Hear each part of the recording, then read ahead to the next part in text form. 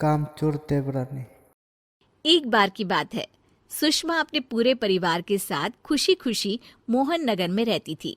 उसकी 2 बहुएं थी, पल्लवी और शिवानी। एक दिन दोनों बहुएं रसोई में काम कर रही होती है कि तभी उनकी सास सुषमा उन्हें बुलाती है। अरे बहू, जरा इधर तो आना। शिवानी, जरा जाकर देखना सासू माँ क्या कह रही हैं। दीदी आप ही देख लो ना जाकर, आपको भी तो सुनाई दे रहा है। अरे मैं आटा गूंद रही हूँ ना, तुम चली जाओ। हाँ तो मैं भी तो सब्जी काट रही हूँ ना दीदी। अरे बहू जल्दी आओ। ओफो, ये तो जाएगी नहीं। मैं ही जाकर देखती हूँ कि क्या करना है। पल्लवी सुषमा के कमरे में जाती है। जी मम्मी जी, क्या हुआ? शाम को घर पर कुछ मेहमान आने वाले हैं, तो तुम अच्छा सा खाना बना लेना बहू। ठीक है मम्मी जी, आप बता दीजिए क्या क्या बनाना है और कितने लोग आ रहे हैं। सुनील की मौसी जी और उनका पूरा परिवार आ रहा है। कुल मिलाकर 3 लोग और हमें मिलाकर हुए 9 लोग। तो अभी से ही तैयारी करना शुरू कर दो। और हाँ, घर की सफाई भी कर देना, हाँ अच्छे से। जी मम्मी जी, सब काम हो जाएगा, आप चिंता मत कीजिए। पल्लवी शिवानी को घर में मेहमान आने वाले हैं इसके बारे में बताती है। क्या 9 लोगों का खाना बनाना होगा, घर की सफाई करनी है? बाप रे, सासू माँ ने तो हमें घर की नौकरानी ही समझ कर रखा है। ऐसा नहीं बोलते शिवानी, हम इस घर की बहू हैं और घर के काम करना हमारा फर्ज है। दीदी तो है ही सासू माँ की चमची, जब देखो सासू माँ सासू माँ। मैं तो इतना सारा काम नहीं करने वाली। शिवानी कपड़े लेकर गमला साफ कर रही होती है और चक्कर आने का नाटक करने लगती है। मेरा सर चकरा रहा है। तभी वहां पल्लवी और सासू माँ जाते हैं। अरे बहू, क्या हो गया तुम्हें? मम्मी जी, बहुत तेज सर में दर्द हो रहा है। तुम एक काम करो शिवानी, आराम कर लो। नहीं नहीं दीदी, घर में मेहमान आने वाले हैं, मुझे आपकी मदद करनी चाहिए। अरे कोई बात नहीं शिवानी, तुम आराम कर लो, मैं सब काम कर लूंगी। ठीक है दीदी, अगर आप इतना कह रही हैं तो आराम कर लेती हूँ।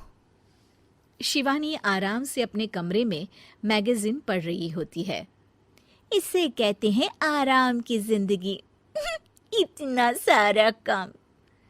चलो सारा काम खत्म हो गया, शिवानी को देख आती हूँ। शिवानी अपने कमरे में ईयरफोन में गाने सुनते सुनते सो जाती है और उसके साइड में मैगजीन भी रखी होती है। पल्लवी वहां आ जाती है और वो सब देखती है। ओहो, तो मतलब सब काम चोरी का बहाना था। अभी बताती हूँ इसको।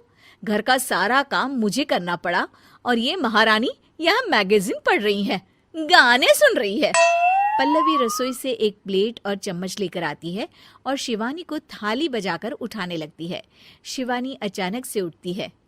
उठ गई महारानी, गाने भी सुन लिए, मैगजीन भी पढ़ ली। तुम तो बहुत बड़ी झूठी निकली शिवानी। तुमने सर दर्द का बहाना बनाया ताकि काम करने से बच सको। हाँ बनाया बहाना, तो क्या करती, इतने सारे काम करती।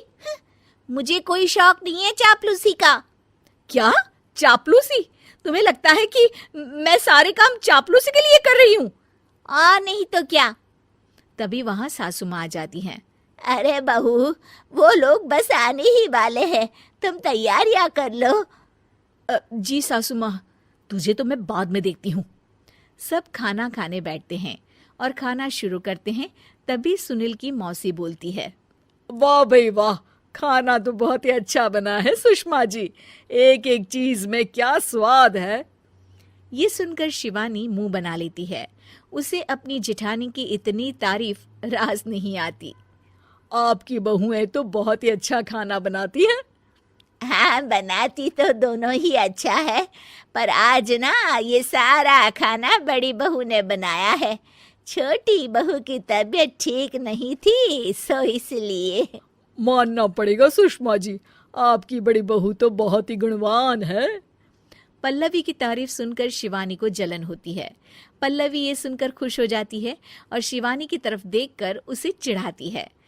कुछ देर बाद मेहमानों के जाने का वक्त हो जाता है। मौसी जी सबके लिए उपहार लाई होती है। वो सबको शगुन के पैसे देती हैं और अंत में पल्लवी के पास आती है। तुम्हारे लिए शगुन का लिफाफा तो है ही, पर बहू तुम्हें एक और उपहार भी मिलेगा इतना अच्छा खाना बनाने के लिए। मौसी अपने सोने के कंगन निकालकर पल्लवी को पहना देती है। ये लो, ये मेरे मनपसंद कंगन है, अब से ये तुम्हारे हुए। धन्यवाद मौसी जी। ये देखकर शिवानी तो पूरी तरह से जल जाती है और गुस्से से रसोई में चली जाती है। तभी वहां पल्लवी आ जाती है और उसे अपने कंगन दिखाने लगती है। देवरानी जी, अब आपका सर दर्द ठीक तो है ना? मुझे लगता है कि अब सर दर्द शुरू हो गया होगा आपका। न्यू वीडियो देखने के लिए चैनल को सब्सक्राइब जरूर करना।